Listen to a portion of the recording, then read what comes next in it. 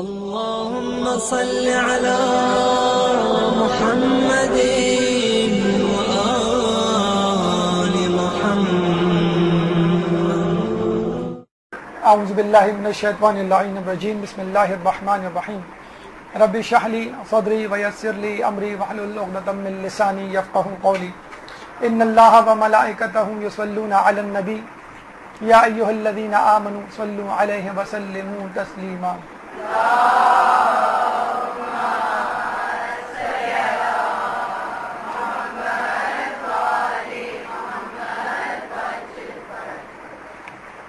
ولی عہدی امام رضا علیہ السلام کے حوالے سے اللہم صل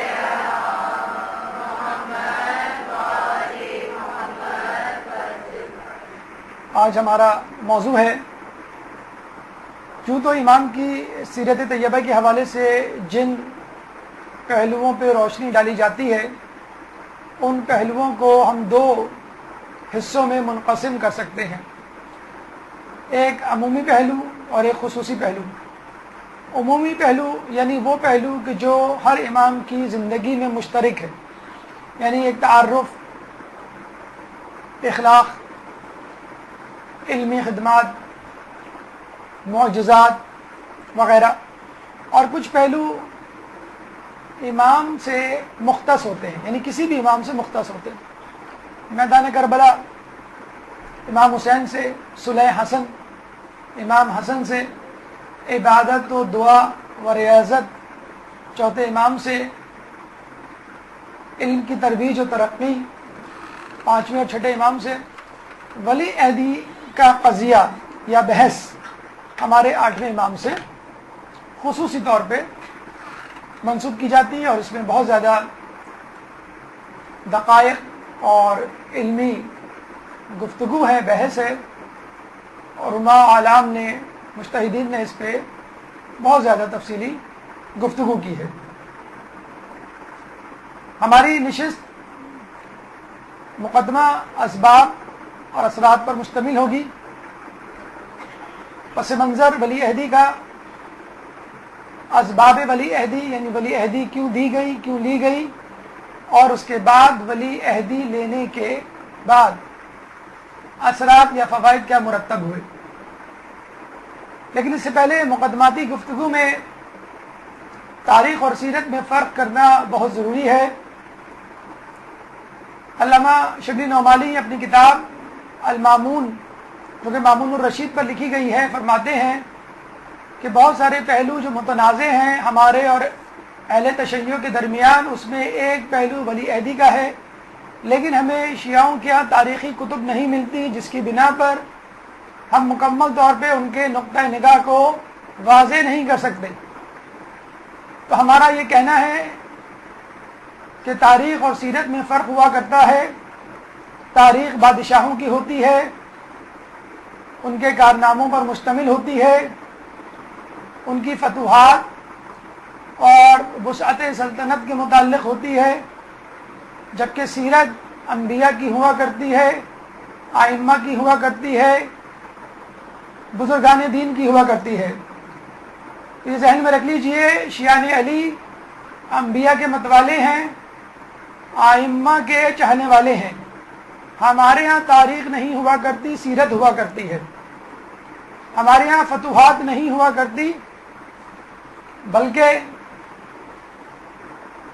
امام کا اخلاق موضوع بحث ہوا کرتا ہے.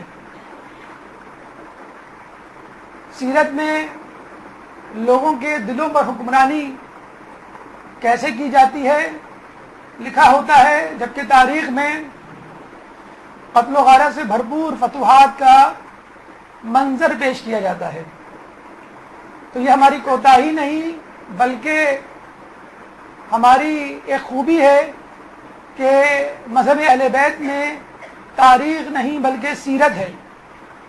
تاریخ کے ابواب بادشاہوں سے شروع ہوتے ہیں، بادشاہوں پہ ختم ہوتے ہیں، اور بتلایا جاتا ہے بادشاہ، اس بادشاہ کے دور میں کون کون سے اہم مشہور شخصیات یا بزرگان دین گزرے، جبکہ ہمارے یہاں نبی کی تاریخ ہوتی ہے، نبی کی سیرت ہوتی ہے، امام کی سیرت ہوتی ہے، اور بتلایا جاتا ہے کہ اس نبی اور اس امام کے دور میں کون کون سے بادشاہ نے وقت گزرے.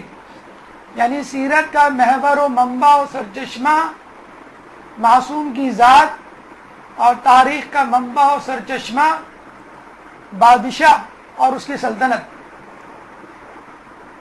دوسری مقدماتی گفتگو یا دوسرا نقطہ ائمہ کے حوالے سے کہ یاد رکھیے کہ عموماً بادشاہوں کی اولادوں کو کم و بیش وہی ماحول ملتا ہے، وہی مال و دولت ملتا ہے، وہی وزراء ملتے ہیں کہ جو بادشاہت کو آگے بڑھاتے ہیں، وہی دربار، وہی سلطنت، وہی خزانہ.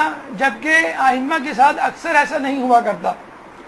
اکثر ائمہ اپنے سے پہلے امام کے مقابلے میں بالکل مختلف سیاسی صورتحال کا سامنا کرتے ہوئے نظر آئے. ہر آنے والا امام جاننے والے امام سے مختلف صورتحال سے نبرد آزما رہا. مولا علی نے تلوار نکالی، خلافت کی، بیعت کے لیے جنگ کی.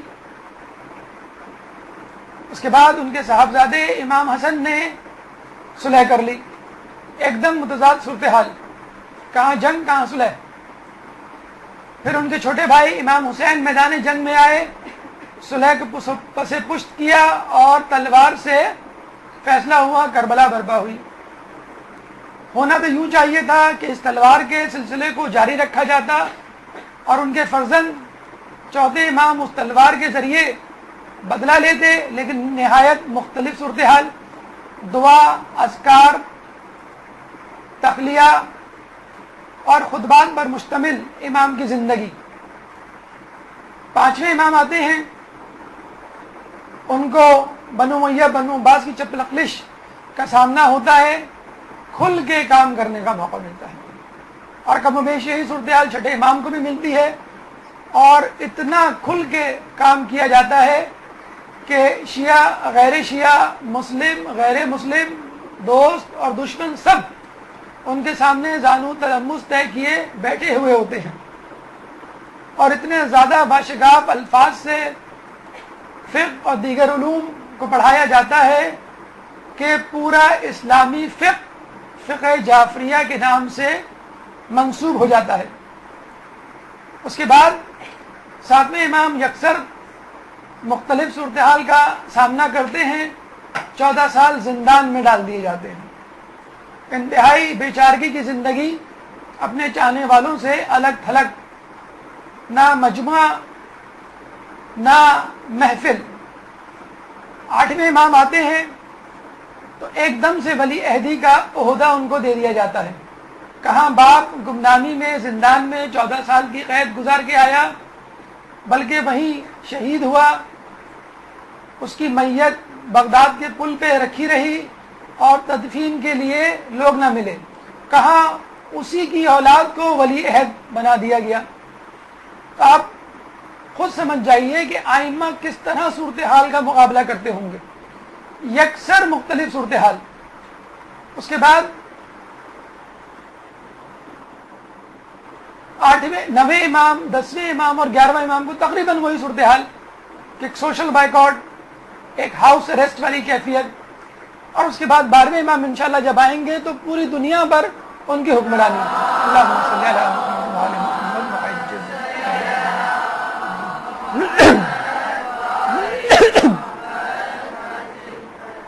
آپ نے دیکھا کہ ائمہ کس طرح مختلف بلکہ متضاد صورتوں کا سامنا کرتے ہوئے نظر آتے ہیں. ایسے موقعوں پر امام کے فیصلے جانے والے امام سے مختلف ہوا کرتے تھے، اس لیے لوگوں کو اچنبھا سا لگا رہتا تھا، حیرت زدہ ہو جاتے تھے اور پوچھتے تھے، بعض اوقات اعتراض کرتے تھے، اور بسا اوقات بیعت توڑنے تک پہنچ جاتی تھی. اور یہ سلسلہ امام نہیں رسول سے شروع ہوا کہ جب رسول نے صلح حدیبیہ کیا تو ایک صحابی رسول کے قریب خود کہتے ہیں کہ مجھے جتنا نبی کی رسول کی نبوت میں صلح حدیبیہ والے دن شک ہوا اتنا کبھی نہ ہوا، لیکن بعد میں مجھے صلح حدیبیہ کے جب اثرات نظر آئے تو اپنے شک پر افسوس ہوا، اور اس کے بعد پہ در پہ کئی روزے کئی نمازیں میں نے پڑھی اپنے اس شک کے گناہ کو دور کرنے کے لیے۔ صلح امام حسین ہوئی تو اس پہ اعتراض کیا گیا کہ آپ نے تلوار کیوں نہ اٹھائی اپنے بھائی کی طرح۔ جنگ بندی صفین ہوئی تو مولا علی پہ اعتراض کہ آپ نے تحکیم کا فیصلہ کیوں قبول کیا، کیوں نہ اپنے دشمن کو تحق کیا اور قتل کیا۔ چھٹے امام پہ اعتراض ہوا کہ آپ نے قیام کیوں نہیں کیا، بہترین وقت تھا، بنو امیہ بنو عباس میں جنگ جاری تھی، فائدہ اٹھاتے خلافت پر قبضہ کر لیتے، کیوں نہیں کیا۔ آٹھویں امام پر اعتراض ہوا کہ آپ نے ولی عہدی کا عہدہ کیوں قبول کیا۔ تو کہیں صلح پر اعتراض، کہیں جنگ پر اعتراض۔ اگر ایک اعتراض ہو تو آدمی جواب بھی دے دے، یا تو جنگ پہ اعتراض کر لیں یا صلح پہ اعتراض کر لیں۔ کبھی صلح پہ اعتراض ہو رہا ہے، کبھی جنگ پہ اعتراض ہو رہا ہے۔ پھر اور تو اور جنگ سمجھ میں آتی ہے، صلح سمجھ میں آتی ہے، دامادی کی کیا ضرورت؟ اپنے دشمنوں کی دامادی کیوں کر قبول کی؟ رسول سے لے کر ائمہ تک یہی سوال لوگ اٹھاتے رہے۔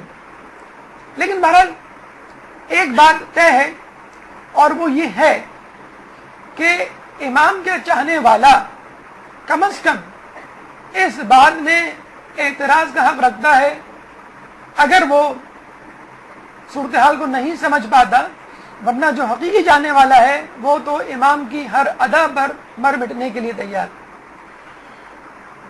ایک عام سطحی عقیدے کا مالک وہ یہ سوچتا ہے کہ امام کے دشمن سے صلح کیسی، امام کے دشمن سے دوستی کیسی، امام کے دشمن کے دربار میں حاضری کیسی، امام کے دشمن کی ولی عہدی کو قبول کرنا کیسا۔ اسی لیے آج اس موضوع کو آپ کے سامنے تفصیل کے ساتھ پیش کرنے کی کوشش کی جائے گی کہ امام نے ولی عہدی کا عہدہ کیوں قبول کیا، اور یہ جو الزام ان پر لگایا جاتا ہے اس کے کیا جوابات ہیں۔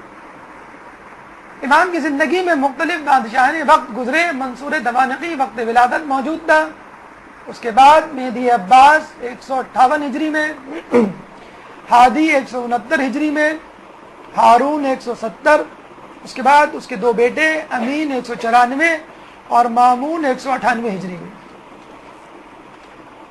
ہارون کا بیشتر وقت 7ویں امام کے ساتھ گزرا، اس کے بعد امین کا کچھ وقت اور مامون کا زیادہ تر وقت ہمارے 8ویں امام کے ساتھ گزرا۔ ہارون کی دو اولادیں مشہور ہیں، مامون اور امین۔ ہارون کی عربی النسل بیوی زبیدہ کے بدن سے امین ہوا، اور عجمی النسل کنیز سے مامون ہوا۔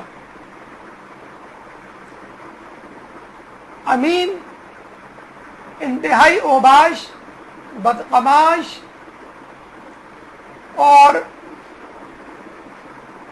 ہر اس کام کو کرنے والا جس کو کرتے ہوئے کہ عام آدمی شرمائے، انتہائی سست اور کاہل، کہ جس کے کرتوت دیکھ کر ہارون نے یہ سمجھ لیا تھا کہ اگر میں نے اس کو حکومت دی تو 4 دن سے زیادہ حکومت اس کے ہاتھ میں نہیں رہے گی۔ مامون کی طرف دیکھتا تو اس کے حوصلے بلند ہوتے، انتہائی ہوشیار، علم دوست، انتہائی چالاک، امور سلطنت میں ماہر، سوچ بچار، تفکر تدبر کرنے والا۔ لیکن مسئلہ یہ تھا کہ امین عربی النسل تھا، تمام عرب اقوام امین کے ساتھ تھی، اور مامون عجمی النسل تھا، یعنی غیر عرب اس کے ساتھ تھے۔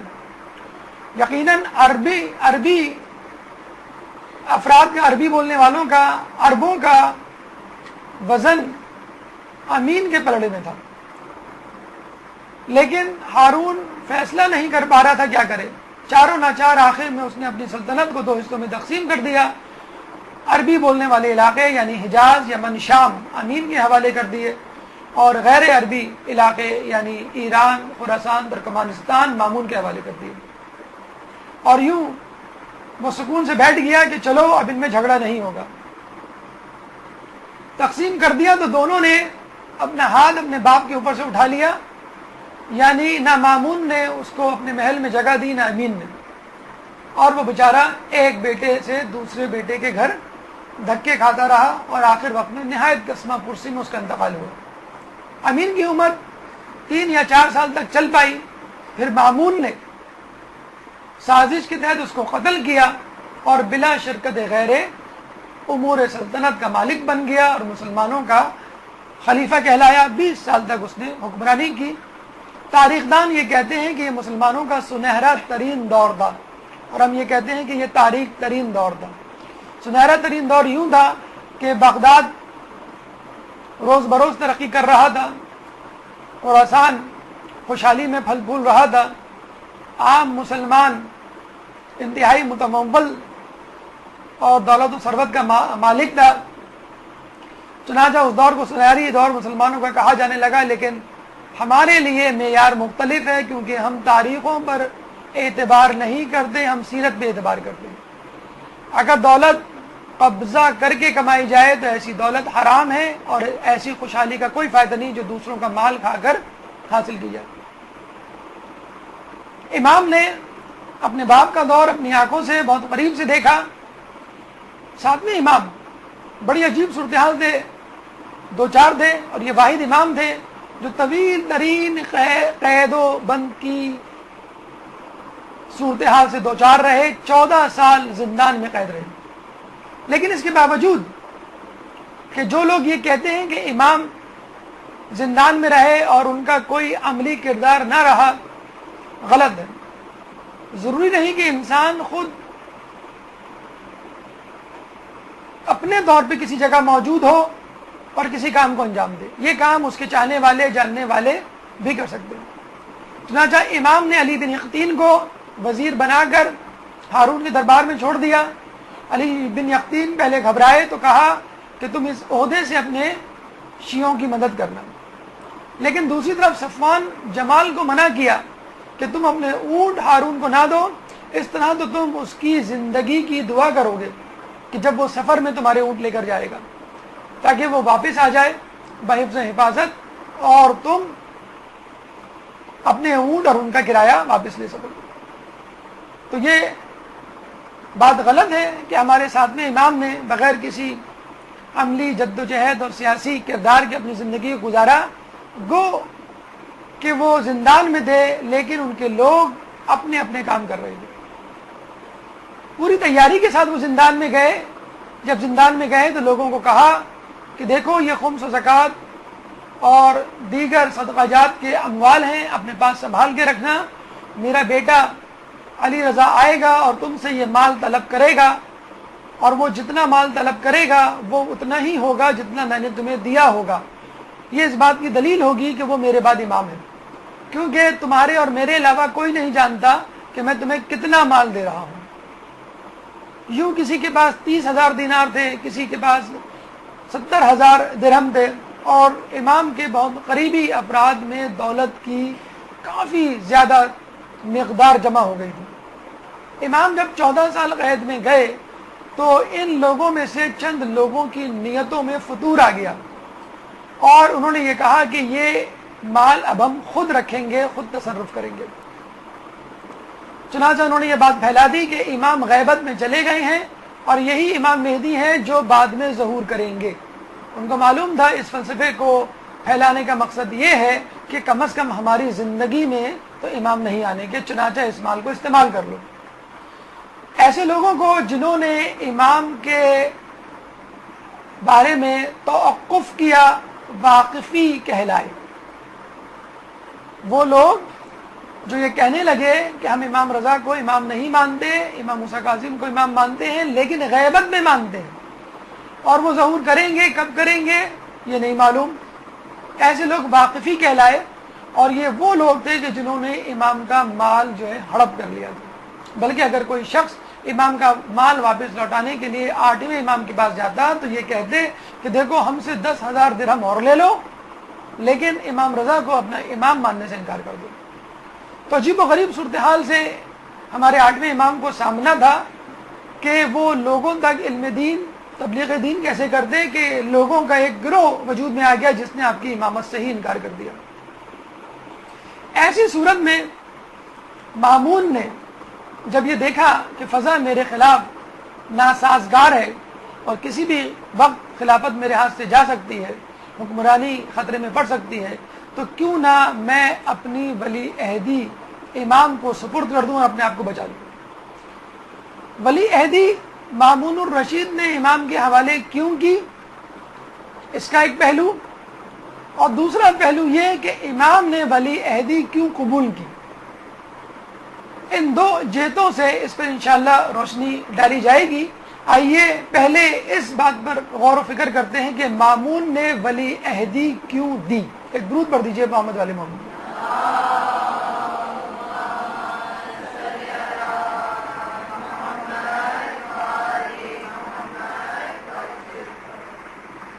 پہلی وجہ مامون کی ولی عہدی دینے کی یہ تھی کہ وہ یہ چاہتا تھا کہ امام کو مدینے سے بلوا کر خراسان میں کسی جگہ رکھ دیا جائے تاکہ وہ میری زیر نگرانی رہے. ان کی ایکٹیویٹیز، ان کی سازش، ان کا قیام، ان کی بغاوت اگر ہے تو فوراً میرے علم میں آ جائے، ورنہ یہ مدینے میں رہیں گے تو ان کی نگرانی کرنا میرے لیے مشکل ہوگا.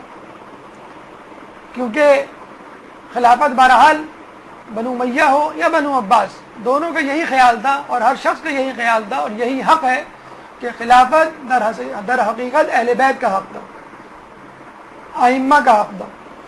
تو بات یہ چاہے بنو امیہ کا ہو چاہے بنو عباس کا ہو، دونوں یہی سوچا کرتے تھے کہ کسی طرح امام کو کچل دو، امام کے چاہنے والوں کو قتل کر دو یا عرصہ حیات ان پر تنگ کر دو، اس طرح رہنے پر مجبور کر دو کہ ان کو اپنی زندگی کے لالے پر جائے کہ وہ بغاوت اور قیام کے بارے میں سوچیں. دوسری وجہ کہ امام سے لوگوں کی ملاقات کو دشوار بنانا. اگر مدینے میں رہیں گے تو ہر چاہنے والا منہ اٹھا کے چلا آئے گا، خراسان میں رہیں گے تو دربار میں آنے کے کچھ ادب و آداب ہوتے ہیں، اوقات ہوتے ہیں. باقاعدہ ایک رجسٹر میں، دفتر میں لکھا جاتا تھا کہ کون آ رہا ہے، کون جا رہا ہے، کون کتنی مرتبہ آیا، کون کیا لے کر آیا، کون کیا لے کر جا رہا ہے، چہرے کے تاثرات کیا تھے اور جاتے ہوئے چہرے پہ کیا کچھ نمودار تھا. تیسری وجہ، ہارون نے جو ساتویں امام کو شہید کیا، جس کی وجہ سے بنو عباس کی ریپوٹیشن اور خود مامون کی عزت و وقار میں ایک خلل واقع ہو گیا تھا، ایک پریشانی اس کو لاحق ہو گئی تھی کہ لوگ اب میرے باپ سے نفرت کرنے لگے ہیں کیونکہ انہوں نے امام کو زندان میں رکھا اور پھر انہیں قتل کر دیا. اب اس طرح لوگ بھی میرے خلاف ہونے جا رہے ہیں. چنانچہ ساتویں امام کی شہادت کو کاؤنٹر کیا گیا، اس کے اثرات کو کم کیا گیا امام کو ولی عہدی دے کے. اس کے علاوہ ہر حکومت کا یہ طریقہ ہوتا ہے کہ کسی طرح اپنی حکومت میں ایسے لوگوں کو شامل کیا جائے کہ جس سے حکومت کی عظمت و منزلت و وقار میں اضافہ ہو. چنانچہ امام ایک بزرگ شخصیت تھے، متقی پرہیزگار شخصیت تھے، بلکہ امام تھے تو بنی ہاشم سے ان کا تعلق تھا، اہل بیت سے ان کا تعلق تھا. ان کے آنے سے یقیناً اس کی حکومت کے وقار میں اضافہ ہوگا. ایک اور وجہ جو ہمیں نظر آتی ہے کہ جب لوگوں نے ساتویں امام کی شہادت پر شور مچایا تو اس نے چاہا کہ کسی طرح لوگوں کی توجہ اس شہادت، اس قتل سے ہٹا کر کہیں اور کر دی جائے تاکہ لوگ اس بارے میں باتیں بنانا چھوڑ دیں کہ یہ قتل میرے باپ نے کروایا. ذرا آپ دیکھتے ہوں گے پاکستان کی حکومت جو ہے اکثر و بیشتر گاہے بگاہے کشمیر کا ایشو چھوڑتی رہتی ہے تاکہ عوام کی توجہ اصل ایشوز پہ سے ہٹائی جائے کہ الیکشن میں کرپشن ہوئی کہ نہیں ہوئی، لوگوں کو بے روزگاری کا سامنا ہے کہ نہیں، لوڈ شیڈنگ اور دیگر باتیں کہ جو عوام کے لیے اصل ایشوز ہیں. دوسری طرف چھٹی وجہ امام کو ولی عہد بنانے کی یہ تھی کہ وہ لوگوں کو بتانا چاہتا تھا کہ دیکھو میں تو چاہتا ہوں کہ عوام کے لیے اپنی خدمات کو پیش کروں، میں عوام کی خدمت کرنا چاہتا ہوں، میں اپنے خاندان کی خدمت نہیں کرنا چاہتا۔ اگر خاندان کی خدمت کرنا چاہتا تو اپنے بھائی سے دشمنی نہ کرتا اور اپنے بھائی کو قتل نہیں کرتا۔ اگر اپنے خاندان کی بھلائی چاہتا تو اس ولی عہدی کو اپنے بھائیوں یا اپنی اولاد میں رکھ دیتا۔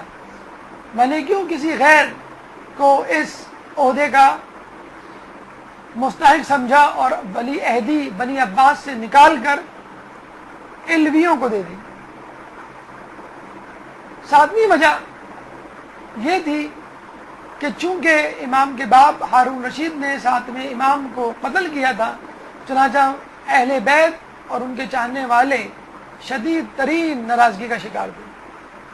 چنانچہ علویوں یا علی کے ماننے والوں یا مذہب اہل بیت سے تعلق رکھنے والوں کی متوقع بغاوت کو کچلنا تھا، اور اس کے روئے رواں فضل بن سہیل تھا، جس سے اس کو ہر وقت یہ خدشہ لاحق رہتا کہ یہ کبھی بھی کسی وقت علویوں کی طرف سے بغاوت کر سکتا ہے اور میرے باپ کا انتقام مجھ سے لے سکتا ہے۔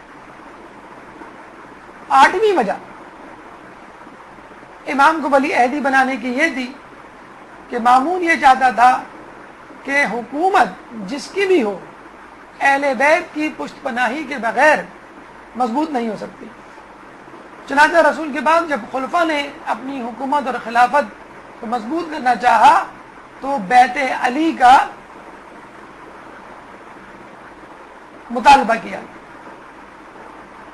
اور اس حد تک مطالبہ کیا کہ بی بی سیدہ کے دروازے کو آگ لگانے سے بھی گریز نہیں کیا۔ اس حد تک مطالبہ کیا کہ علی کے گلے میں امامے سے رسی باندھ کر ان کو کھینچنے سے بھی گریز نہیں کیا۔ اور اس کے بعد جب یزید مسند پر براجمان ہوا تو اس نے بھی یہ کہا کہ کہاں میں اور کہاں یہ بادشاہت اور کہاں وہ امامت۔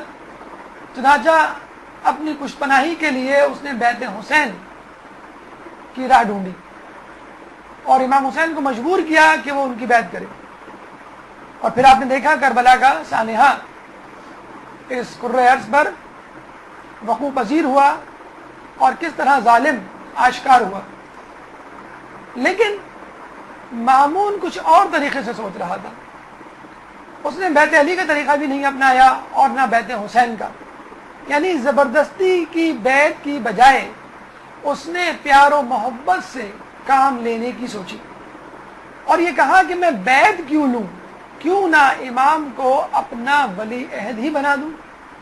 بیعت تو بہت دور کی بات، امام جب میرے بعد بادشاہ ہوں گے یا لوگوں کو یہ گمان ہوگا کہ وہ بادشاہ بنیں گے میرے بعد، تو خود بخود لوگوں کو احساس ہو جائے گا کہ اہل بیت ہمارے ساتھ ہیں۔ عربوں میں ایک مقولہ بولا جاتا ہے کہ جن ہاتھوں کو کاٹ نہیں سکتے انہیں چوم لو۔ اس وقت یہ صورتحال تھی کہ وہ کربلا برپا نہیں کر سکتا تھا، اس وقت یہ صورتحال تھی کہ وہ امام کو گھر سے زبردستی نکال کے بیعت نہیں کروا سکتا تھا۔ چنانچہ اس نے کہا کہ میں ان ہاتھوں کو کاٹنے کی بجائے انہیں چوم لوں اور اپنے قریب تخت پہ جگہ دوں، تاکہ بغاوت کا اور دشمنی کا سارا مسئلہ حل ہو جائے، اور جو میری ذہنی پریشانی ہے اپنی حکومت کے حوالے سے اس سے مجھے چھٹکارا مل جائے۔ عرب اکثر اس قول کو آگے بڑھاتے ہیں اور کہتے ہیں، یہ قول یا محاورہ ضرب المثل مکمل کچھ یوں ہے کہ جن ہاتھوں کو کاٹ نہیں سکتے انہیں چوم لو اور انتظار کرو کہ کب تمہیں موقع ملے انہیں کاٹنے کا۔ اور مامون نے بھی یہی کیا کہ وہ ہاتھ کاٹ نہیں سکتا تھا، امام کے ہاتھ چوم لیے اور انتظار کیا کہ کب وہ موقع ہاتھ آئے کہ میں امام کو قتل کروں۔ جی میں آتا ہے کہ ایک روز اکیلا پا کر میں تجھے قتل کروں، پھر تیرے ماتم میں رہوں۔ یہ مامون نے امام کے ساتھ روا رکھا اور اس وقت کا انتظار کیا کہ جب امام کو شہید کر سکے۔ نویں وجہ بنو عباس کا تحفظ۔ عباسی جو رسول اللہ کے چچا عباس کی نسل سے تھے، اس بنا پر حکومت پر آئے تھے، اس دعوے کو لے کر حکومت پر آئے تھے، اس دعوے اور مطالبے کو عوام کے سامنے رکھا تھا اور بنو امیہ سے دشمنی لی تھی اور ان کو تحت کیا تھا، حکمرانی حکومت چھینی تھی کہ ہم اہل بیت کا بدلہ لیں گے۔ لیکن دنیا نے دیکھا کہ انہوں نے نہ صرف یہ کہ اہل بیت کا بدلہ نہیں لیا، بلکہ اہل بیت پر بنو امیہ سے زیادہ مظالم ڈھائے۔ بنو امیہ نے اہل بیت کو ان کی زندگی میں تنگ کیا، بنو عباس نے اہل بیت کو ان کی قبروں میں تنگ کیا۔ کہ وہ بنو عباس ہیں کہ جنہوں نے کربلا پر پابندی لگائی زائرین پر، یہ وہ بنو عباس ہیں کہ جنہوں نے ہاتھ پیر کاٹے زائرین کے، یہ وہ بنو عباس ہیں کہ جنہوں نے فرات کا رستہ امام کی قبر کی طرف کر دیا کہ لوگ جو ہے قبر حسین کا نام و نشان تک نہ دیکھ سکے۔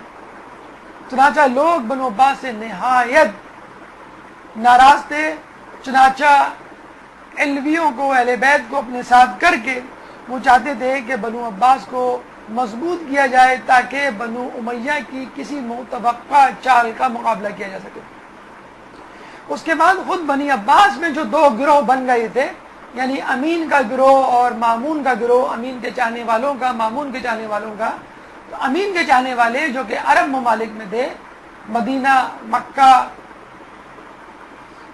یمن اور شام میں، ان کو یہ دھمکی دینی تھی، تنبیہ پہنچانی تھی کہ دیکھو میرے ساتھ اہل بیت موجود ہیں، اگر تم نے میرے خلاف قیام کیا تو میں اہل بیت کے ساتھ مل کر تمہاری اینٹ سے اینٹ بجا دوں گا۔ یہ 10 وجوہات، اسباب ہمیں ملتے ہیں مامون کی طرف سے کہ اس نے ولی عہدی کا عہدہ امام کو کیوں پیش کیا۔ ہم کہہ سکتے ہیں کہ اس نے ایک چال چلی تھی اپنی حکومت کو مضبوط کرنے کے لیے۔ ہمارے ذہن میں یہ سوال آ سکتا ہے کہ اگر اس نے چال چلی تھی اپنی حکومت کو مضبوط کرنے کے لیے کہ ولی عہدی کا عہدہ امام کو دیا جائے تاکہ اس سے میری حکومت مضبوط ہو، تو امام نے اس کی چال میں آ کر اس کی حکومت کو مضبوط کیوں کیا؟ امام نے اس کی ولی عہدی کا عہدہ کیوں قبول کیا؟ انکار کیوں نہیں کر دیا؟ آئیے ان اسباب پر روشنی ڈالتے ہیں کہ امام نے ولی عہدی کا عہدہ کیوں قبول کیا۔ ایک درود پڑھ دیجیے محمد علیہ محمد۔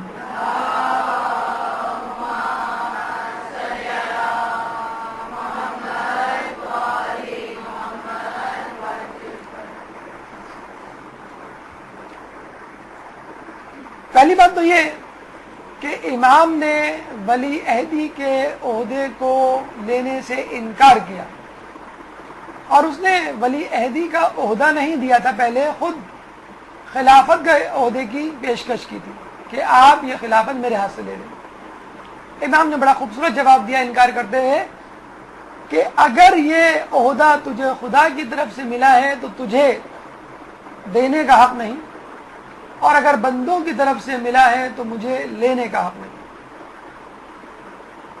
خدا کی طرف سے اگر کوئی چیز ملتی ہے، نبوت ہو، امامت ہو کہ حکمرانی ہو، وہ فقط اس شخص کے لیے مختص ہوتی ہے، وہ کسی اور کو نہیں دے سکتا۔ نعوذ باللہ وہ یہ کہنا چاہ رہا ہے کہ اللہ نے فیصلہ غلط کیا، میں نہیں، کوئی اور حقدار ہے اس کا۔ چنانچہ اگر اللہ نے تجھے یہ حکومت دی ہے تو مجھے کیوں دے رہا ہے، کسی اور کو کیوں دے رہا ہے، اپنے پاس رکھ، تو خود جواب دے اس حکومت میں۔ اور اگر بندوں نے تجھے دی ہے یہ حکومت تو میں لینے کا حق نہیں رکھتا، کیونکہ میں اس بات کو مانتا ہی نہیں کہ حکمرانی کا حق بندے کسی بندے کو دے سکتے ہیں۔ حکمرانی کا حق فقط اللہ اپنے بندوں میں سے کسی بندے کو دے سکتا ہے۔ چنانچہ یہ میں خلافت کا حق، حکمرانی کا حق اس سے نہیں لے سکتا۔ کہتے ہیں کہ یہ مذاکرات مامون اور امام کے درمیان 2 ماہ تک چلتے رہے۔ پہلے مرحلے میں اس نے حکومت کی پیشکش کی جس کا جواب امام نے دیا، جو آپ نے سنا کہ اگر خدا کی طرف سے دے رہا ہے تو تجھے دینے کا حق نہیں، خدا کی طرف سے ملا ہے تو تجھے دینے کا حق نہیں، اگر بندوں کی طرف سے ملا ہے تو مجھے لینے کا حق نہیں۔ تو اس نے کہا کہ چلے ٹھیک ہے، آپ عہدہ خلافت نہ لیں، ولی عہدی لے لیں۔ امام نے کہا میں ولی عہدی کیسے لے لوں، میں تو خود تجھ سے پہلے مر جاؤں گا۔ وہ بڑا حیران ہوا، مجھ سے پہلے مر جائیں گے؟ تو امام نے کہا کہ ہاں، اور میں تجھے اپنے قاتل کا نام بھی بتا سکتا ہوں۔ گویا مامون کے دل کا حال امام نے سنانا شروع کر دیا۔ مامون گھبرا گیا کہ اس سے پہلے کہ وہ اس کا نام لیتے، وہ امام سے کہنے لگا کہ چھوڑیے امام، آپ تو چاہتے ہیں کہ دنیا پر ظاہر کریں کہ آپ نے ترک دنیا کیا ہوا ہے، آپ بہت بڑے زاہد ہیں، آپ کو خلافت و حکمرانی سے کیا کام ہے، نعوذ باللہ ریاکاری پر تلے ہوئے آپ۔ امام نے کہا کہ میں ترک دنیا کر کے درک دنیا کیسے کر لوں؟ کیا میں نے دنیا اس لیے چھوڑی ہے کہ اس دنیا کو حاصل کروں؟ کیا میں نے خلافت کو اس لیے ٹھوکر ماری ہے کہ اس خلافت کے پیچھے بھاگوں؟ کیا میں ولی عہدی لینے سے اس لیے انکار کر رہا ہوں کہ اس کو لے لوں؟ یہ کیسے ممکن؟ امام کی باتوں کو وہ سمجھ نہ سکا اور پریشان ہو گیا۔ امام نے کہا کہ اگر تو جان کی امان دے تو تجھے حقیقت حال سے آگاہ کروں۔ دیکھیں امام نے بڑا عجیب جملہ بولا اور آپ اس پہ اعتراض کر سکتے ہیں کہ امام کو اس طرح کہنے کی کیا ضرورت تھی؟ کیا امام کی جان نعوذ باللہ مامون کے ہاتھ میں تھی کہ جان کی امان پاؤں؟ تو ایک بات عرض کروں، اصل میں یہ ایک مشہور ٹپیکل جملہ ہے جو بادشاہوں کے سامنے بولا جاتا ہے کہ یہ ایک ایسا جملہ ہے کہ غصے میں آ کر آپ مجھے مار سکتے ہیں، لیکن یہ جملہ حق ہے، اس لیے میں جان کی امان مانگ رہا ہوں، پھر یہ جملہ کہوں گا تاکہ آپ کو حقیقت سے آگاہ کروں۔ تو امام کا یہ لطیف طنز تھا اس کے اوپر کہ اب جو بات کہنے جا رہا ہوں وہ تجھے اتنا پریشان اور اتنا ناراض کر دے گی کہ تو میرے قتل پر اتر آئے گا۔ اس نے کہا کہ میں آپ کو جان کی امان دیتا ہوں، آپ حقیقت حال مجھ پر ظاہر کریں۔ امام نے کہا کہ تو دنیا والوں کو بتا دینا چاہتا ہے کہ امام نے دنیا کو نہیں چھوڑا، دنیا نے امام کو چھوڑ دیا۔ جب ہی میں نے ولی عہدی کی پیشکش کی تو امام دوڑتے دوڑتے آ گئے، نعوذ باللہ۔ امام نے دنیا کو نہیں چھوڑا، دنیا نے امام کو چھوڑ دیا تھا، اور وہ بیچارے بھاگے بھاگے میرے پاس آئے جب میں نے ان کو ولی عہدی کی پیشکش کی۔ یہاں پہ مامون کا پارا چڑھ گیا اور اس نے کہا کہ دیکھو تم میری رعایت سے ناجائز فائدہ اٹھا رہے ہو، اگر ولی عہدی قبول نہ کی تو قتل کر دیے جاؤ گے۔ دیکھیں امام نے اس کی زبان سے اس کے دل کا حال اور نیت اگلوا دی۔ جبھی تو امام نے کہا تھا کہ جان کی امان دے تو حقیقت حال واضح کروں، جب حقیقت حال واضح کی تو اس سے برداشت نہ ہو سکا اور ان کی جان کے در پہ ہو گیا۔ اب یہاں پر مامون نے گویا موت کی پیشکش کر دی، پہلے نمبر پہ حکومت کی پیشکش، دوسرے نمبر پہ ولی عہدی کی پیشکش، اور اگر یہ نہیں اس بات پہ تیار تو موت کی پیشکش۔ چنانچہ امام نے خودکشی کی بجائے ولی عہدی کو ترجیح دی۔ اب آپ یہ کہہ سکتے ہیں کہ امام حسین کی طرح جان دے کر بھی تو اسلام کو بچا سکتے تھے، اسلام کو فائدہ پہنچا سکتے تھے۔ تو یہاں یہی کہا جائے گا کہ یہاں جان بچانے میں اسلام کی خدمت ہو رہی تھی، جس کا تذکرہ بھی آئے گا۔ کربلا میں جان دینے سے اسلام کی خدمت ہو رہی تھی۔ تو جب جیسے جیسے اسلام کو فائدہ پہنچ سکتا تھا اس وقت امام نے ویسا ہی کیا جیسے کرنا چاہیے تھا۔ جان بچانی ضروری تھی اسلام کے لیے تو جان بچائی، جان دینی ضروری تھی اسلام کے لیے تو جان بچائی، اپنے لیے نہیں جان دی، اپنے لیے نہیں جان بچائی، اسلام کے لیے جو کچھ کیا اسلام کے لیے کیا۔ اور پھر امام نے ولی عہدی منوعاً تسلیم نہیں کی، 3 شرائط رکھی۔ نمبر 1، دخل در اندازی حکومت امور نہیں کروں گا، تمہارے حکومتی امور میں دخل اندازی، فلاں کو منصب دے دیا، فلاں کو منصب سے ہٹا دیا، فلاں کو فلاں جگہ متعین کر دیا، یہ نہیں کروں گا۔ ہاں اگر مشورہ مانگو گے تو حکومتی مشورے میں شریک رہوں گا۔ اور یہاں پر مولا کی یاد تازہ ہو جاتی ہے، بلکہ مولا ہی کیا اس کے بعد جتنے بھی امام آئے، جن بادشاہوں نے اپنے اپنے زمانے کے اماموں سے مشورہ مانگا، اماموں نے مشورہ دیا، کیونکہ اسلام کی بقا منظور تھی۔ شخصیت سے اختلاف اور ہے اور اسلام کا تحفظ اور ہے۔ نمبر 3 اہم ترین کام جو امام نے اس موقع پر کیا، طویل ترین ایک تحریر ہے، ایگریمنٹ ہے رضامندی والا، کہ جس میں ولی عہدی کا عہدہ لیا گیا۔ تیسری شرائط کی یہ تھی کہ مامون تحریری اعتراف کرے ان حقائق کا، یعنی ان جرائم کا جو اس نے اور اس کے باپ نے اور اس سے پہلے بنو عباس اور بنو امیہ نے جاری رکھے، یعنی اہل بیت کا حقوق کا غصب کرنا، جس میں باغ فدق کا غصب کرنا بھی شامل، جس میں مولا کی خلافت کا غصب کرنا بھی شامل، اور اہل بیت کو حکومتی عہدوں سے دور رکھنا بھی شامل۔ جبھی بعد میں مامون برملا اس کا اظہار کیا کرتا تھا کہ اب تک آنے والے میرے خاندان کے لوگوں نے، جد نے مذہب اہل بیت کے لوگوں کو سرکاری عہدوں سے دور رکھا، لیکن اب میں ان کو سرکاری عہدے دوں گا۔ یہ بات مولانا شبلی نعمانی نے اپنی کتاب المامون میں خود مذکور کی ہے، اور یہاں سے اس بات کا بھی اظہار ہو گیا اور منکشف ہوئی یہ بات کہ مذہب اہل بیت کے حوالے سے جو لعن طعن کا سلسلہ اہل بیت بھی شروع کیا تھا بنو امیہ نے، وہ بھی غلط تھا، وہ بھی ایک جرم تھا۔ چنانچہ اہل بیت میں ہونے والے تمام مظالم کو ڈسکلوز کیا گیا، ان کا اعتراف کیا گیا، اور یوں لوگوں نے حقائق پر سے پردہ اٹھایا اور حق کو اپنی آنکھوں کے سامنے دیکھا۔ نمبر 4، ایک خارجی امام سے ملنے کے لیے آیا اس نیت کے ساتھ کہ میں نے سنا ہے کہ ایک شخص فرزند رسول ہونے کا دعویٰ کرتا ہے، لیکن مامون جیسے طاغی اور باغی کا ولی عہد بنا بیٹھا ہے، اگر اس نے مطمئن کرنے والے دلائل نہ دیے تو اس کا سر تن سے جدا کر دوں گا، نعوذ باللہ۔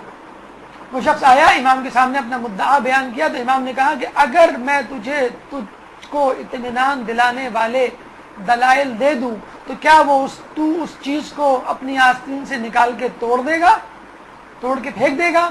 وہ گھبرا گیا اور اس کے بعد شرمندگی کے مارے اپنی آستین میں چھپا ہوا خنجر نکالا اور امام کے سامنے توڑ کے پھینک دیا۔ یعنی امام واقف تھے کون مجھے قتل کرنے آ رہا ہے۔ مولا علی نے یہی کہا تھا نا ابن ملجم سے کہ جب اس نے تلوار تحفے میں دینے کی پیشکش کی، مولا آپ کے لیے تحفہ لایا ہوں، امام نے کہا کہ تو اگر مجھے یہ تحفے میں دے دے گا تو قتل کس سے کرے گا؟ تو کہنے لگا کہ امام آپ کیا مجھ پہ شک کر دیں؟ اگر ایسا ہے تو اسی تلوار سے میرا سر قلم کر دیں۔ تو مولا نے کہا کہ مجرم کو جرم کرنے سے پہلے کیسے سزا دے دوں؟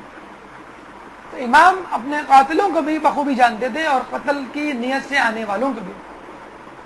امام نے جواب دینا شروع کیا اور کہا کہ تو یہ بتا کہ ہارون کفر کے قریب ہے، مامون کفر کے قریب ہے، یا عزیز مصر کفر کے قریب تھا؟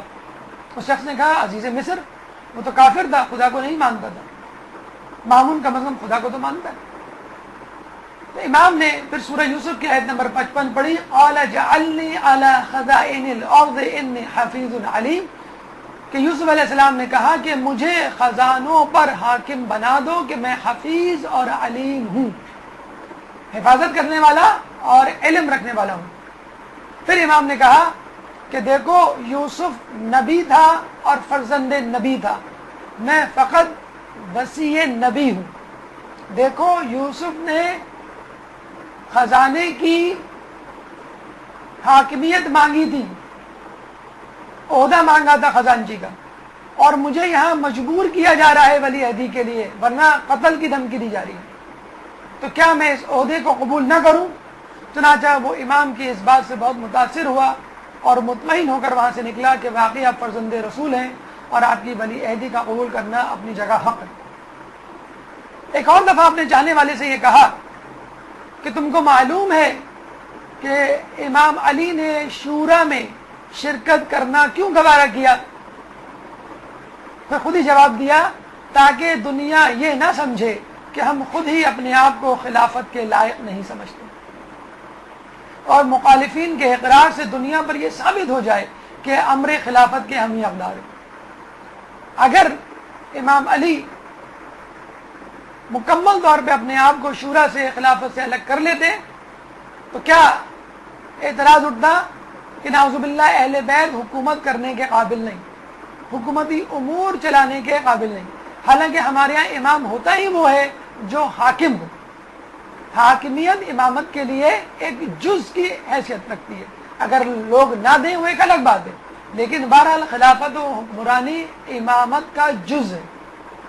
تو لوگ یہ نہ سمجھیں کہ ہم حکومت کرنا نہیں جانتے، اسلامی شریعت کو نافذ نہیں کر سکتے، اس لیے حکومت میں نہیں آنا چاہتے. یا لوگ یہ نہ سمجھیں کہ بڑے پاک باز متقی پرہیزگار بنے پھرتے ہیں، الگ حجرے میں بیٹھے ہیں، لوگوں سے قطع تعلق کر کے اپنی دنیا بسائی ہوئی ہے. ارے بازاروں میں چلو پھرو، لوگوں میں اٹھو بیٹھو، حکومتی امور میں شامل ہو تو پتہ چلے کہ دنیا کسے کہتے ہیں. خلوت میں راہبوں کی طرح زندگی گزار کر اسلام پر چلنا آسان ہے، لیکن حکومت کرتے ہوئے اسلام پر چلنا مشکل ہے. چنانچہ تم اہل بیت فقط حکومت سے دور ہو کر ہی اسلام پر چل سکتے ہو. چنانچہ مولا نے خلافت لے کر یہ ثابت کیا کہ ہم اہل بیت ہر حال میں اسلام پر چل سکتے ہیں، اسلام کو نافذ کر سکتے ہیں، چاہے حکومت ہمارے ہاتھ میں ہو چاہے حکومت ہمارے ہاتھ میں نہ ہو. جب مامون امام کو گاہے بگاہے احسان مندی کے طعنے دیا کرتا تھا کہ دیکھیں امام، میں نے آپ کو ولی عہدی کا عہدہ دیا ہے، دیکھیں امام میں نے آپ پر کتنا بڑا احسان کیا، دیکھیں میں نے آپ کی قدر و منزلت کو کتنا بڑھا دیا، مدینے سے خراسان عام آدمی سے ولی عہد بنا دیا. امام نے کہا کہ تو ہماری شان کو کیا بڑھائے گا؟ جو کام ہم یہاں خراسان میں کر رہے ہیں یہی کام ہم مدینے میں کیا کرتے تھے. حکمرانوں کا کام کیا ہوتا ہے؟ عوام الناس کی خدمت. تو یہ کام تو ہم مدینے کی گلیوں میں اپنی سواری پر گھوم پھر کے کیا کرتے تھے، اور ہمارے پاس حاجت مندوں کا ہجوم ہوا کرتا تھا اور ہم ان کی حاجت روی کیا کرتے تھے. اور انسانوں کی تو دور کی بات، امام تو امام العالمین ہوا کرتا ہے کہ جس طرح رسول رحمت للعالمین ہے، امام عالمین کے امام ہیں، فقط انسانوں کے نہیں، جنوں کے بھی، ہر قسم کی مخلوق کے. اور ہمیں ایک واقعہ ملتا ہے بحر الانوار میں، روایتوں میں، کہ ایک دفعہ امام کسی سے گفتگو کر رہے تھے. ایک عورت نے جب آپ کو گفتگو کرتے ہوئے سنا تو کہا امام مجھے مخاطب نظر نہیں آ رہا، کون ہے آپ کا مخاطب؟ اور مجھے اس کی آواز بھی سنائی نہیں دے رہی، فقط آپ کی آواز سنائی دے رہی ہے. امام نے کہا سیارہ زہرا کی رہنے والی ایک مخلوق میرے پاس اپنے مصائب بیان کر رہی ہے اور میں اسے تسلی دے رہا ہوں.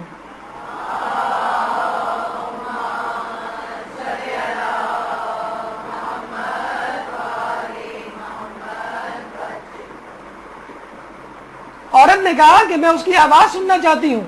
امام نے کہا کہ اگر تو اس کی آواز سنے گی تو برداشت نہیں کر پائے گی، 1 سال بخار میں مبتلا رہے گی. عورت نے کہا نہیں، مجھے تو اس کی آواز ضرور سننا ہے. امام نے اس کی آواز سنائی، سیٹی جیسی آواز تھی، جیسی آواز سنی وہ عورت بے ہوش ہو کے گر گئی، اور جب اٹھی تو 1 سال تک بخار میں مبتلا رہی. یہ ہے ہمارے امام کا کرشمہ اور معجزہ.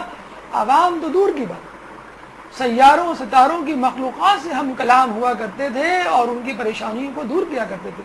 اس کے باوجود تکبر کا نام و نشان نہیں تھا کہ جنگل سے گزرے تو ہرنی کو آغوش میں لے لیں اور اس کی ضمانت دینے کے لیے تیار ہو جائیں اور ضامن آہو کہلائیں.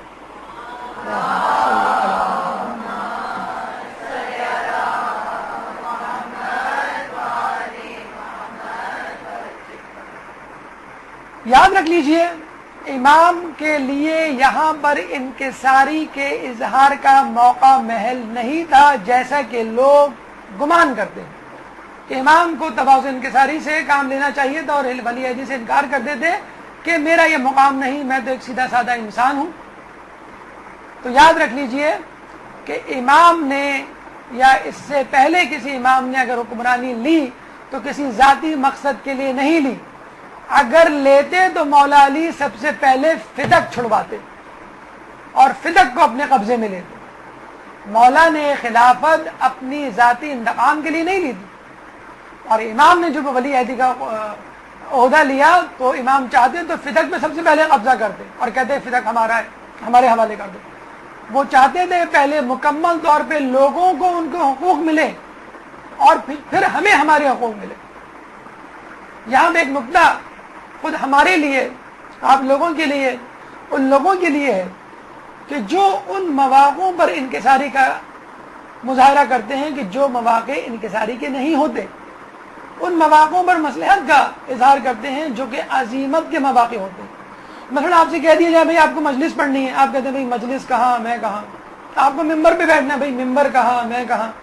آپ کو فلاں مدرسے میں درس دینا ہے، آپ نے کہا میں کہاں، اور مدرسے کی کرسی کہاں. یاد رکھ لیجئے کہ مذہب اسلام میں انکساری اس وقت ساقط ہو جاتی ہے کہ جب تبلیغ و ترویج کا موقع آتا ہے. اس وقت آپ کو یہ نہیں سوچنا کہ یہ عہدہ ملے گا تو میری شہرت ہوگی، میری خوشحالی میں اضافہ ہوگا، میری عزت میں اضافہ ہوگا، چنانچہ مجھے یہ عزت دولت شہرت نہیں چاہیے. جی نہیں، آپ کا ہدف مذہب اہل بیت، تعلیمات اہل بیت کو پہنچانا ہے لوگوں تک. اب اس کے لیے کرسی پہ بیٹھنا پڑے، ممبر پہ بیٹھنا پڑے، گاڑی میں سواری کرنی پڑے، ہدیہ لینا پڑے، عزت کو اپنی جھولی میں ڈالنا پڑے، شہرت کے بام عروج پر پہنچنا پڑے، برداشت کیجئے کہ جس طرح آپ اپنے گھروں میں بیت الخلاء کو برداشت کرتے ہیں، اس شہرت کو، اس عزت کو، اس دولت کو اسی طرح برداشت ہے کہ کوئی کراہیت والی چیز برداشت کرتے ہیں. آپ کا ہدف یہ نہیں ہونا چاہیے. اور امام کی اس ولی عہدی کے عہدے کو قبول کرنے کی حکمت کو ہمیشہ مد نظر رکھیے کہ امام نے ولی عہدی کا عہدہ قبول کیا تو اس کو اپنے ذاتی مقصد کے لیے استعمال نہیں کیا.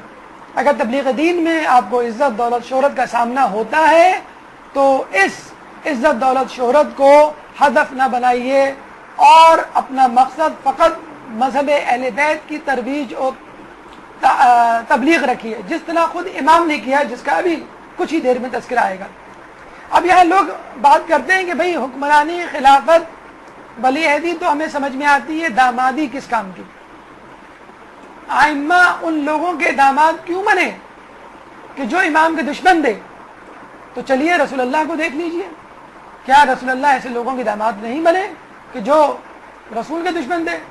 ابو سفیان کی بیٹی ام حبیبہ رملہ بنت ابو سفیان سے رسول کی شادی اس وقت ہوئی کہ جب اس نے مکمل طور پہ کفر کا اظہار کر کے رکھا ہوا تھا.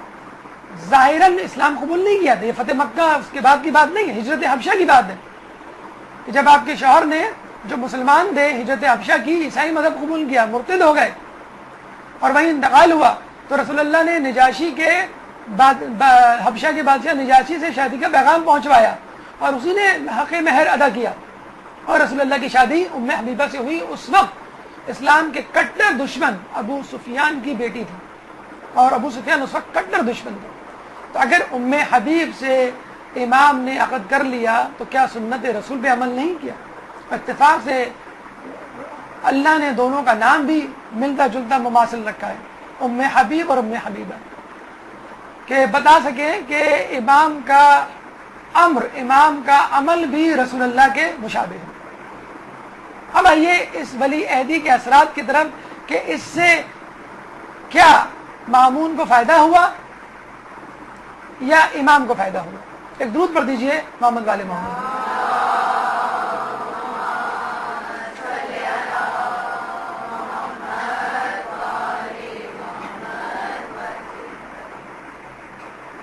دیکھیے امام نے ایک لمحہ بھی ضائع نہیں کیا. 2 سال ولی عہدی پہ رہے، امام نے ایک لمحہ بھی ضائع نہیں کیا. ہمیں کوئی ولی عہدی کی پیشکش کرے تو سب سے پہلے ہم کہیں گے پہلے ہمیں ایڈجسٹ ہونے دو، ہمیں بحیثیت پرنس یا کراؤن پرنس بیہیو کرنے دو، ہم شاہی آداب سیکھ لیں، ہم پہلے نشست و برخاست سیکھ لیں، ہم پہلے زرق برق پوشاکیں زیب تن کر لیں اور اس کے بعد درباریوں میں اثر و رسوخ پیدا کر لیں اور اس کے بعد ہم اسلام کی خدمت کریں گے.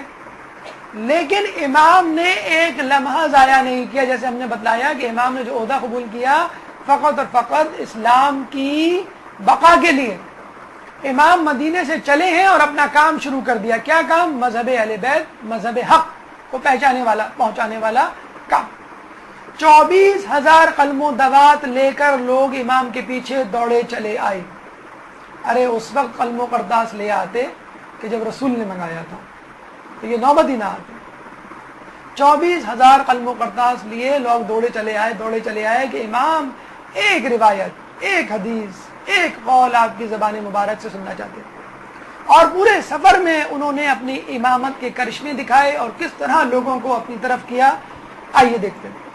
فقط ایک حدیث سلسلۃ الذہب، اتنی مشہور حدیث کہ جس کو کہا جاتا ہے کہ اگر مردے پہ، مریض پہ، مجنوں پہ پڑھی جائے، دیوار میں لگا کے رکھی جائے تو اہل خانہ کو سب کو فائدہ ہو.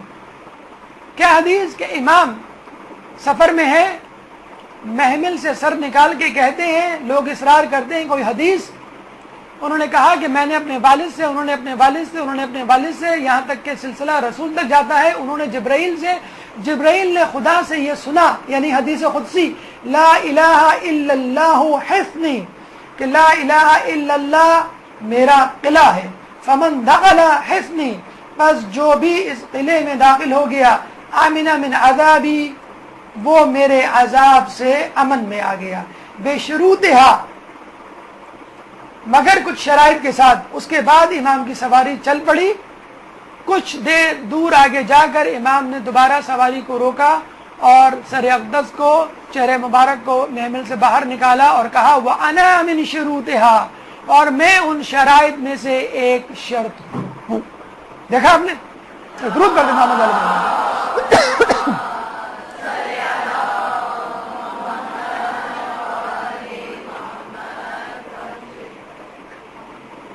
امام نے بتلا دیا کہ اسلام کا قلعہ لا الہ الا اللہ ہے، لیکن اہم ترین شرط ولایت ہے.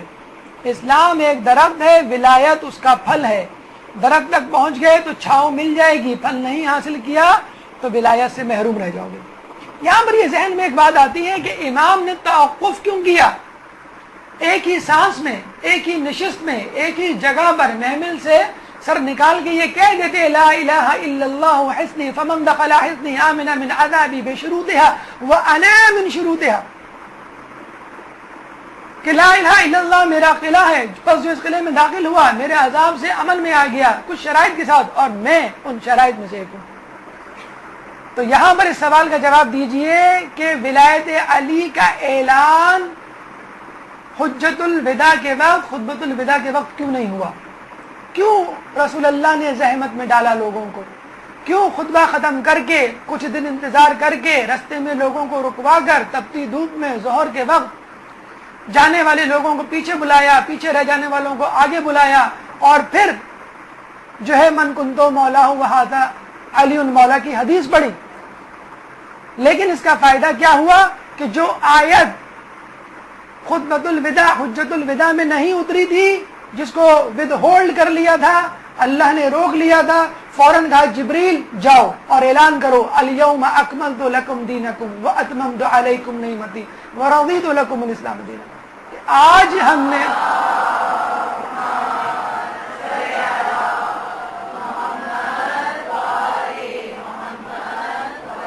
اگر یہ ولایت کا اعلان حجت الوداع کے دن ہو جاتا تو لوگ کہتے یہ آیت حجت الوداع سے متعلق ہے، جو تعلیمات اور اس کا خلاصہ بیان کیا تھا رسول اللہ نے آخری مرتبہ، بس اسی کے متعلق آیت ہے. جی نہیں، الگ سے آیت ہے، اس اعلان کے بعد آیت ہے. اور اس آیت کو فقط اعلان سے نہیں مربوط کیا، ایک اور آیت کو پہلے بھیجا، یا ایھا الرسول بلغ ما انزل الیک من ربک وان لم تفعل فما بلغت رسالتہ، کہ رسول وہ پیغام پہنچاؤ جو تم تک دیا گیا ہے، اگر تم نے ایسا نہ کیا. نعوذ باللہ، اتنی بڑی دھمکی رسول کو کبھی نہیں دی اللہ نے. اگر تم نے نہیں کیا تو تم نے کار رسالت انجام ہی نہیں دیا. فوراً من کنتو مولا کا اعلان، اور اس کے بعد الیوم اکملت. دو آیتوں کے درمیان علی کی ولایت جیسے انگوٹھی میں نگینہ.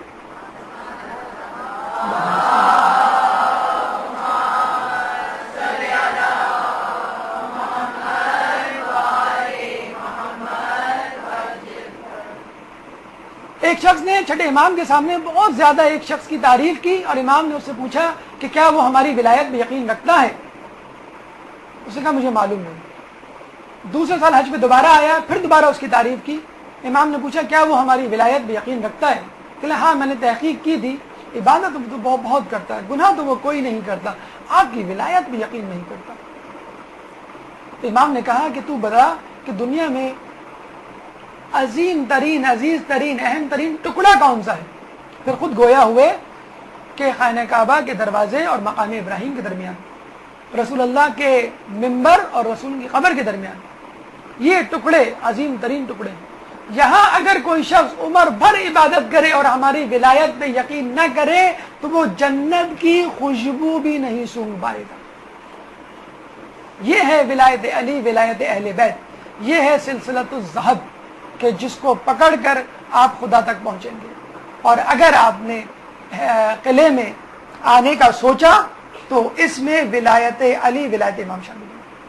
اس کے ساتھ ساتھ امام نے اپنے معجزات اور کرامات بھی جاری رکھے تاکہ لوگوں کو بتا سکے کہ دیکھو کہ جس طرح داؤد لوہے کو نرم کر دیا کرتے تھے، ہم امام پتھر کو نرم کر دیتے۔ شہر طوس میں پتھر توڑ کر پہاڑوں کے لوگ مختلف چیزیں بنایا کرتے تھے، تو امام سے کہا یہ پتھر بڑے سخت ہیں، ان کو نرم کر دیں۔ امام نے ہاتھ لگایا تو وہ پتھر نرم ہو گئے۔ گویا بتانا چاہتے ہوں کہ ہمارے پاس وہی معجزے ہیں کہ جو انبیاء کے پاس ہوا کرتے تھے۔ کبھی ہم رسی پھینک کر قالین کے شیر کو اشارہ کر کے، اگر موسیٰ رسی پھینک کر سانپ بنا سکتے ہیں تو ہم شیر قالین کو اشارہ کر کے لوگوں کو اس دنیا سے جہنم واصل کر سکتے ہیں۔ اس کے علاوہ جب قریہ ثنا آباد پہنچے جو موجودہ مشہد ہے، تو کہا کہ یہاں میری قبر ہوگی۔ ہارون کی قبر کی طرف ایک لکیر کھینچ کے کہا۔ مشہد بر وزن مفعل ہے، یعنی مقتل کے وزن، جس طرح ہم کہتے ہیں مقتل یعنی قتل ہونے کی جگہ، اسی طرح مشہد یعنی شہید ہونے کی جگہ۔ امام جہاں شہید ہوئے وہ جگہ مشہد کہلائی، جس کی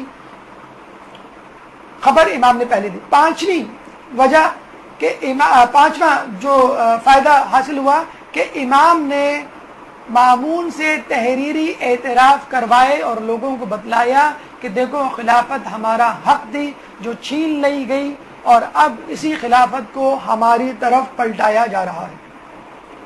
33,000 افراد 6 رمضان کو 2001 ہجری میں امام سے بیعت کے لیے آئے۔ حکومت کا لباس سیاہ سے سبز کر دیا گیا اور مامون نے اپنی بیٹی ام حبیب کا عہد امام سے کر دیا۔ کس امام کے دور میں، یا فقط امام علی کو اگر ہم ہٹا لیں، 33,000 افراد کی بیعت نصیب ہوئی ہو۔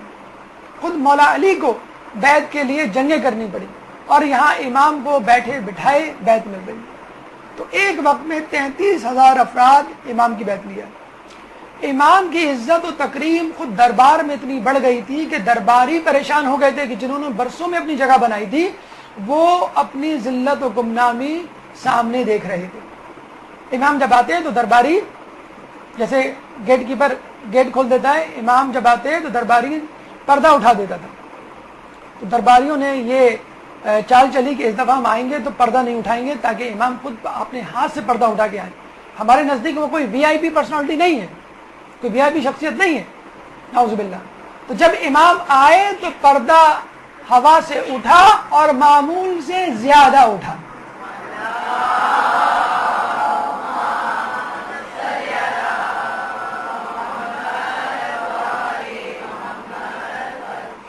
اور جب امام واپس گئے تو دوبارہ ہوا آئی، ہوا سے پردہ اٹھا اور معمول سے زیادہ اٹھا کہ دیکھو ہم تمہاری عزت کے محتاج نہیں ہیں، ہماری عزت تو اللہ کی طرف سے ہے، اور وہ ایسی عزت ہے جو دنیاوی عزت سے کہیں زیادہ ہے۔ وہ تو عز من تشاء وہ تو ذل من تشاء۔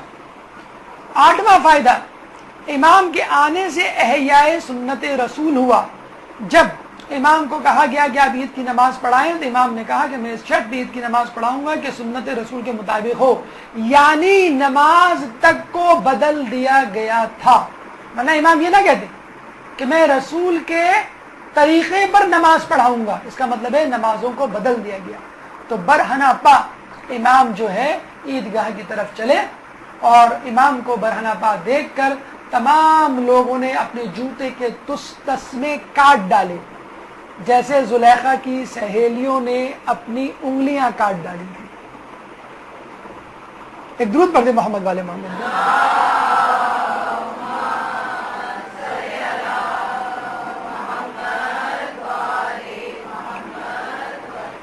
درباریوں نے جب یہ صورتحال دیکھی تو لگا کہ شاید آج ہی انقلاب آ جائے گا اور یہ شخص ولی عہدی سے خلیفہ بن جائے گا۔ دوڑتے ہوئے مامون کے پاس آئے کہ آج اگر امام نے نماز پڑھا دی تو اس کے اختتام پر تیری خلافت کا بھی اختتام ہو جائے گا۔ امام مامون کے پاس، مامون بھاگتا ہوا امام کے پاس گیا اور کہا کہ بس اتنا ہی کافی ہے، اب مجھے نماز پڑھانے دیجیے۔ یہود و نصارہ سے مناظرے کیے، اسلام کی عزت کو بچایا جو پامال ہو رہی تھی ان درباریوں اور حاشیہ خواہوں اور قصیدہ پڑھنوں کے ہاتھوں کے جو دربار میں چاپلوسی کیا کرتے تھے۔ جاسلیق ایک مشہور عالم دین عیسائیوں کا کہا کرتا تھا مسلمانوں سے عیسیٰ اتفاقی شخصیت ہے، اس پر اتفاق کر لو، رسول اللہ اختلافی شخصیت ہے، ان کو بھول جاؤ۔ امام تک یہ بات پہنچی اور امام سے پوچھا گیا امام خدا را اس بات کا جواب دیجئے، خود قرآن میں ہے کہ آؤ اس بات کی طرف جو ہمارے اور تمہارے درمیان مشترک ہے، تو وہ ہمیں مشترکہ متفقہ چیز کی طرف بلا رہے ہیں۔ تو امام نے آ کے جواب دیا کہ ہم اس عیسیٰ کی نبوت پر اتفاق کرتے ہیں جو رسول اللہ کی بشارت لے کر آئے تھے، ہم اس عیسیٰ پہ اتفاق کرتے ہیں جو اللہ کی عبادت کیا کرتے تھے۔ اور اس طرح اس جاسلیق کا منہ بند ہوا۔ امام نے نہ صرف اپنی علمی ہیبت کو، اپنی علمی قابلیت کو لوگوں میں پھیلایا اور ثابت کیا کہ ہم سے زیادہ علم رکھنے والا، علم غیب سے واقف ہونے والا کوئی نہیں، وہاں عام لوگوں کے لیے، شاطر لوگوں کے لیے اور بد کردار لوگوں کے لیے، ضدی لوگوں کے لیے معجزوں کا سلسلہ جاری رکھا۔ بارش نہیں ہو رہی تھی، امام نے بارش کی دعا کی، بارش ہو گئی۔ حمید بن مہران ایک چاپلوس درباری مامون کے دربار میں موجود کہنے لگا کہ آپ تو اتنے بڑے ہو گئے ہیں کہ دعا کے لیے ہاتھ اٹھاتے ہیں تو بارش ہو جاتی ہے، کبھی کوئی معجزہ ہمارے سامنے بھی کر کے دکھائیے۔ اچھا اس شیر کو تو کہیے جو قالین پہ بنا ہے کہ آئے اور مجھ کو کھا لے۔ امام نے کہا میں تو نہیں چاہتا، تو چاہتا ہے تو یہ بھی کر کے دیکھ لیتے۔ امام نے ہاتھ کے لیے دعا اٹھائی اور دعا کے لیے ہاتھ اٹھایا، اسی وقت قالین پر بنا ہوا شیر کی تصویر جو تھی وہ اصل میں شیر بن گئی اور حمید بن مہران کو کھا گئی اور مامون بے ہوش ہو کے گر گیا۔ جب اٹھا تو کہنے لگا امام اس کو واپس کر دیجئے، تو انہوں نے کہا کہ موسیٰ کا اژدہا اگر جادوگروں کو اگل دیتا تو میں اس کو واپس کر دیتا۔ تو امام نے ان ضدی لوگوں کے لیے بھی اپنے معجزات کو جاری رکھا۔ امام سے متعلق ولی عہدی کے حوالے سے اسباب اور فوائد اصلاحات کی گفتگو اپنے اختتام کو پہنچی۔ یہ چند حوالہ جات ہیں، اگر آپ چاہیں مزید تفصیل کے لیے بہار الانوار کی تخلیص معصومین کے حوالے سے بازار میں دستیاب ہے، چوتھی اور پانچویں جلد میں امام کا تذکرہ موجود ہے، یا کم از کم نقوش عصمت آپ ضرور پڑھیں امام کی حیات طیبہ کو جاننے کے لیے۔ duas.org بہترین ویب سائٹ ہے جو ہمارے اہم ترین واقعات ایونٹس ہوتے ہیں ان سے استفادہ کرنے کے لیے اور ان کے مطابق اپنی زندگی کے روٹین کو ایڈجسٹ کرنے کے لیے۔ امام رضا .net ایک بہترین ویب سائٹ ہے، شاید اس ویب سائٹ کو پڑھنے کے بعد آپ کو کسی کتاب اور ویب سائٹ کی ضرورت نہ پڑے۔ ہر قسم کے متعلق امام رضا کی زندگی پر ہر جہت سے، بلکہ موجودہ مشہد کے حوالے سے کافی انفارمیشن اسی میں جمع ہے۔ islamquest.net ایک اور ویب سائٹ ہے، اس میں امام کے حوالے سے آپ کو معلومات مل جائے گی۔ اس گفتگو سے متعلق اگر آپ کے ذہن میں کوئی سوال ہے، اگر ہمارے پاس وقت ہے، مجھے نہیں معلوم کہ وقت کیا ہوا ہے، تو آپ کر سکتے ہیں قبل السوالات بھرپور صلوات۔ برحمتك يا أرحم الراحمين وصلى الله على محمد وآله الطاهرين۔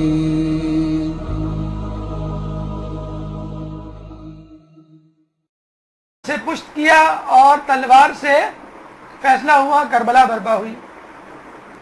ہونا تو یوں چاہیے تھا کہ اس تلوار کے سلسلے کو جاری رکھا جاتا اور ان کے فرزند چوتھے امام اس تلوار کے ذریعے بدلہ لیتے، لیکن نہایت مختلف صورتحال، دعا، اذکار، تخلیہ اور خطبات پر مشتمل امام کی زندگی۔ پانچویں امام آتے ہیں، ان کو بنو امیہ بنو عباس کی چپلقلش کا سامنا ہوتا ہے، کھل کے کام کرنے کا موقع ملتا ہے، اور کم و بیش یہی صورتحال چھٹے امام کو بھی ملتی ہے، اور اتنا کھل کے کام کیا جاتا ہے کہ شیعہ، غیر شیعہ، مسلم، غیر مسلم، دوست اور دشمن سب ان کے سامنے زانو تلمس طے کیے بیٹھے ہوئے ہوتے ہیں، اور اتنے زیادہ باشگاف الفاظ سے فقہ اور دیگر علوم کو پڑھایا جاتا ہے کہ پورا اسلامی فقہ جعفریہ کے نام سے منسوب ہو جاتا ہے۔ اس کے بعد ساتویں امام یکسر مختلف صورتحال کا سامنا کرتے ہیں، 14 سال زندان میں ڈال دیے جاتے ہیں، انتہائی بے چارگی کی زندگی، اپنے چاہنے والوں سے الگ تھلگ، نہ مجموعہ نہ محفل۔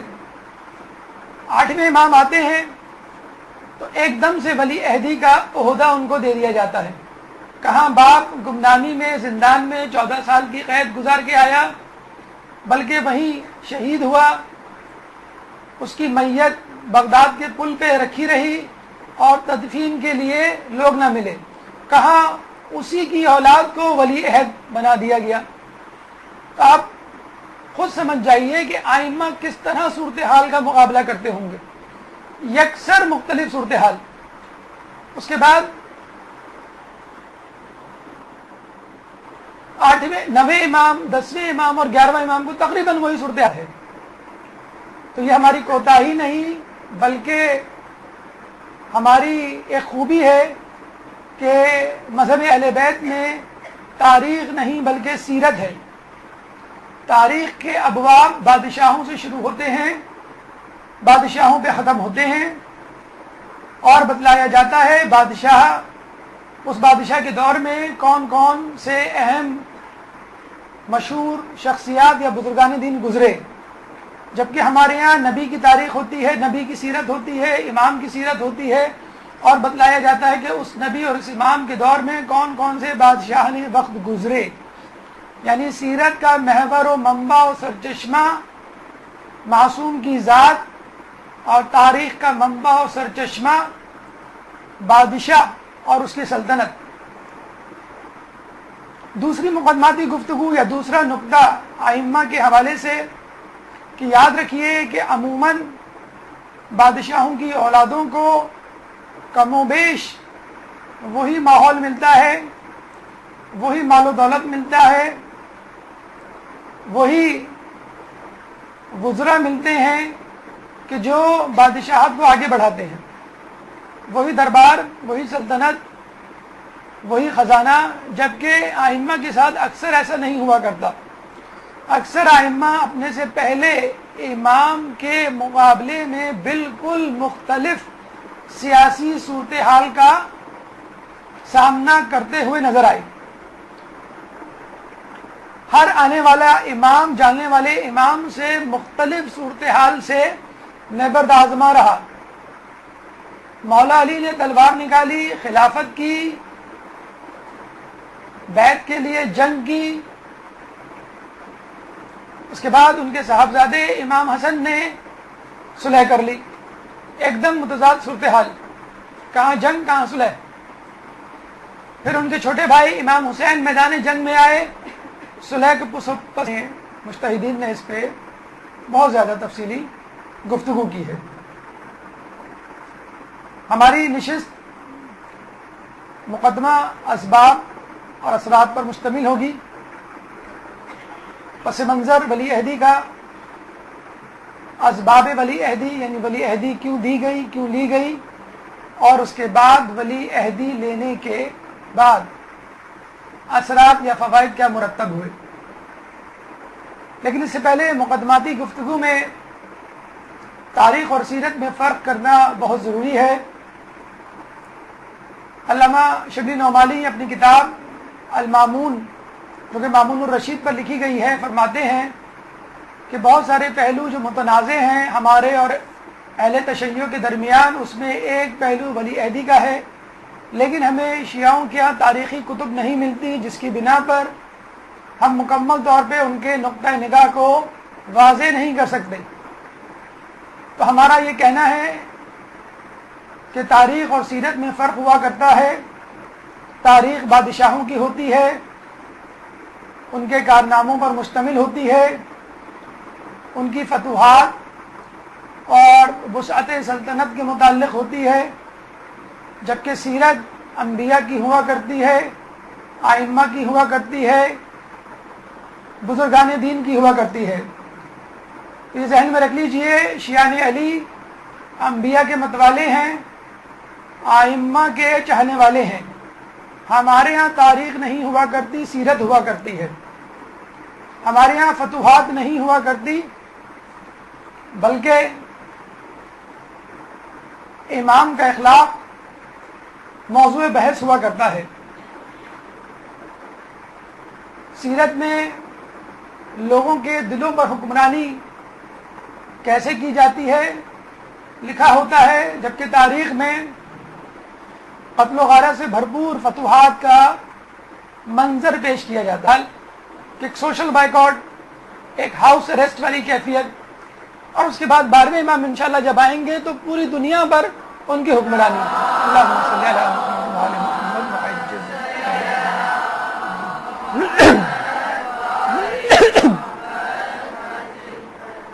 آپ نے دیکھا کہ ائمہ کس طرح مختلف بلکہ متضاد صورتوں کا سامنا کرتے ہوئے نظر آتے ہیں۔ ایسے موقعوں پر امام کے فیصلے جانے والے امام سے مختلف ہوا کرتے تھے، اس لیے لوگوں کو اچنبھا سا لگا رہتا تھا، حیرت زدہ ہو جاتے تھے اور پوچھتے تھے، بعض اوقات اعتراض کرتے تھے، اور بسا اوقات بیعت توڑنے تک پہنچ جاتی تھی۔ اور یہ سلسلہ امام نہیں، رسول سے شروع ہوا، کہ جب رسول نے صلح حدیبیہ کیا تو ایک صحابی رسول کے قریب خود کہتے ہیں کہ مجھے جتنا نبی کی رسول کی نبوت میں صلح حدیبیہ والے دن شک ہوا اتنا کبھی نہ ہوا، لیکن بعد میں مجھے صلح حدیبیہ کے جب اثرات نظر آئے تو اپنے شک پر افسوس ہوا، اور اس کے بعد پہ در پہ کئی روزے کئی نمازیں میں نے پڑھی اپنے اس شک کے گناہ کو دور کرنے کے لیے۔ صلح امام حسین ہوئی تو اس پہ اعتراض کیا گیا کہ آپ نے تلوار کیوں نہ اٹھائی اپنے بھائی کی طرح۔ جنگ بندی صفین ہوئی تو مولا علی پہ اعتراض کہ آپ نے تحکیم کا فیصلہ کیوں قبول کیا، کیوں نہ اپنے دشمن کو تہ تحق کیا اور قتل کیا۔ چھٹے امام پہ اعتراض ہوا کہ آپ نے قیام کیوں نہیں کیا، بہترین وقت تھا، بنو امیہ بنو عباس میں جنگ جاری تھی، فائدہ اٹھاتے خلافت پر قبضہ کر لیتے، کیوں نہیں کیا۔ 8ویں امام پر اعتراض ہوا کہ آپ نے ولی عہدی کا عہدہ کیوں قبول کیا۔ تو کہیں صلح پر اعتراض، کہیں جنگ پر اعتراض۔ اگر ایک اعتراض ہو تو آدمی جواب بھی دے دے، یا تو جنگ پہ اعتراض کر لیں یا صلح پہ اعتراض کر لیں۔ کبھی صلح پہ اعتراض ہو رہا ہے، کبھی جنگ پہ اعتراض ہو رہا ہے۔ پھر اور تو اور اللهم صل على محمد وآل محمد۔ اعوذ باللہ من الشیطان اللعین الرجیم، بسم اللہ الرحمن الرحیم۔ رب اشرح لی صدری ویسر لی امری واحلل عقدۃ من لسانی یفقہوا قولی۔ ان اللہ وملائکتہ یصلون علی النبی یا ایھا الذین آمنوا صلوا علیہ وسلموا تسلیما۔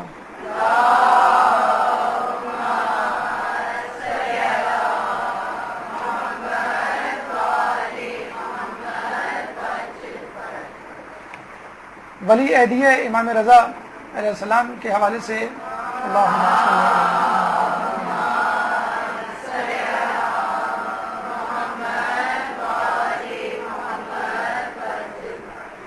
آج ہمارا موضوع ہے، کیوں تو امام کی سیرت طیبہ کے حوالے سے جن پہلوؤں پہ روشنی ڈالی جاتی ہے ان پہلوؤں کو ہم دو حصوں میں منقسم کر سکتے ہیں۔ ایک عمومی پہلو اور ایک خصوصی پہلو. عمومی پہلو یعنی وہ پہلو کہ جو ہر امام کی زندگی میں مشترک ہے، یعنی ایک تعارف، اخلاق، علمی خدمات، معجزات وغیرہ.